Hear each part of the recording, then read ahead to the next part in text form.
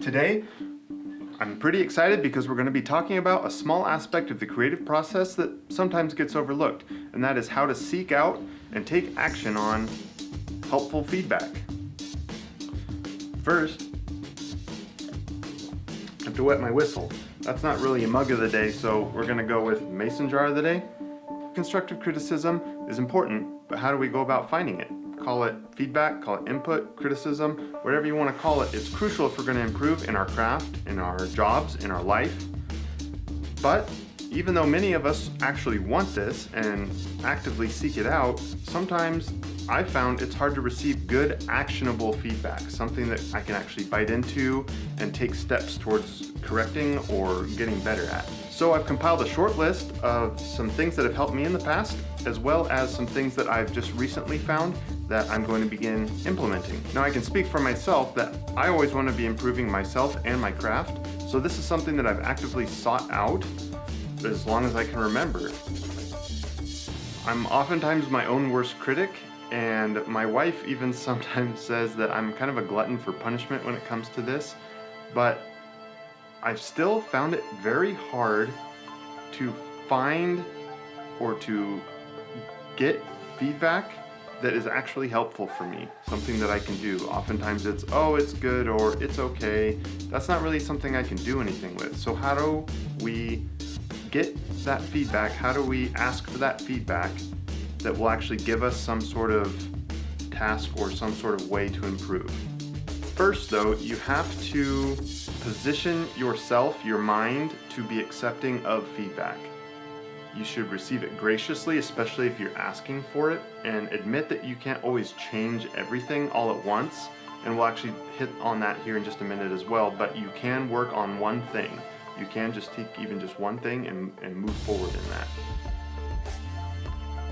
Another helpful tip is to ask in the moment instead of waiting and building up a bunch and kind of bombarding people with it or forgetting about it or whatever the case might be. If you're asking in the moment or as you've completed parts of a project or what have you, you're not only getting that feedback or asking for that feedback, you're actually building relationship because you're communicating, you're talking with this person, and you're kind of building rapport, as we talked about a little bit yesterday. The first main tip that has been helpful for me in the past and is something that I need to become even better at is to get specific. Don't ask, like I said before, can I get some feedback on this? Or, hey, how was that? Ask specific questions or ask for a specific feedback on a specific aspect so that somebody knows sort of where to look for. You know, if you can think of somebody asking for feedback from you and you just generally think that they did pretty okay, that's what you're going to say. It's a lot more helpful if we can provide the person we're asking for feedback from a path forward, if you will. Now the second tip goes sort of hand in hand with that. So you're being specific, also ask for examples. And so the best way that I've found to do this, and in some of the stuff that I've been reading here recently, how questions and what questions are some of the most helpful to sort of guide your question, give that feedback giver something to grasp onto and provide that feedback for you. Now examples of this could be, what could I have done better here? Or how could I have handled that better? What is one thing that I could have done better for that presentation? How could I move forward in this specific thing? So you're asking specific questions with examples and you're giving a context for that feedback. So you'll be able to receive feedback on that one thing that you can start taking action on. Now another tip that can help you get helpful feedback is don't always just go vertical. Don't just ask your supervisor or your boss or the person sort of over you. Go horizontal or even to the people that may be in positions under you. Ask for their feedback.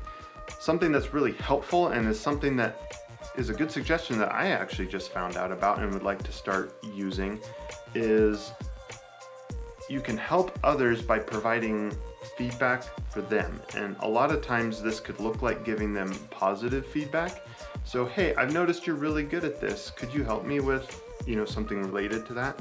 That way you're building them up as a part of the team, but you're also asking for their help, making them feel good about that, getting feedback on exactly the one thing that you've noticed that they can do well, so you're utilizing that resource to help you become better at that as well. So it's good team building, I think. It's good for them because it's just boosting them, and it's giving you that exact, like I said before, specific exampled feedback. One other thing that applies directly to where I am in my day job and some of the other things that I've been doing is I'm working on sort of a pseudo virtual team right now. What that looks like for me right now is I'm working in my little zone, and there's another person who's fairly local to me but lives a little ways away, and so we're not always being able to have face-to-face work time to collaborate together. And then there's also other people that we're collaborating with who are spread all throughout the whole state, and it makes it really hard to get everybody on the same page or to get those script revisions back or that information back that we need to move forward. And email is just really not working. Usually, I mean, everybody does it. I'm guilty of it, just replying, but hey, that looks good, great, yeah, continue on. That doesn't really give me anything to go off of. That doesn't help us improve on any specifics. So asking specifics in those emails is helping, but I think making phone calls and trying to have that one-on-one connection as much as possible is something that I need to begin implementing more in this particular project and sort of my situation. I'm looking forward to putting a lot of these into better practice and some of these new ones that are new to me, but I can tell you from my own personal experience that some of these do work really well and is something that can help you move forward in whatever aspect, like I said, in your craft, in your job, or just in your life in general. I would be interested to hear your suggestions, and I want to solicit that helpful feedback as well. So if you have any more tips for people trying to find that helpful feedback, I would love to hear those down in the comments. Let's help other people find that as well. So let's talk. Go ahead and drop those comments. Now, here's a quick teaser for what's coming tomorrow. This is something that I've been working on for a while, and it just has been hard to do in a daily vlog environment. So there's the focus. So if you don't recognize what this is, then you'll have to come back and see what that's all about.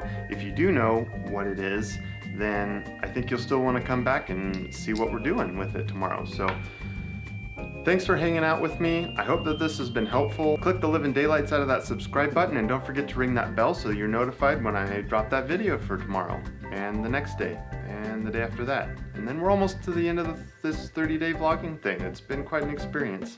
At any rate, I'll let you guys get going. Thanks for watching. I'll see y'all tomorrow once again.